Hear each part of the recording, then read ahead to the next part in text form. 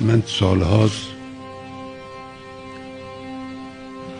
بر روی واژه امت اسلامی به خصوص متعمدن تکیه میکنم که ما فراموش نکنیم که یک امتی، بله بعضی ایرانی هستیم، بعضی عراقی هستیم، بعضی شامی هستیم و غیر ذالک، لکن این مرزها حقیقت امت اسلامی رو تغییر نمیده.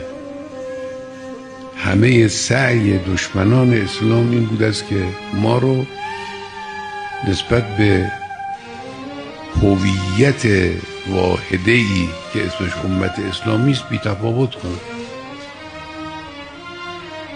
این نمیشه که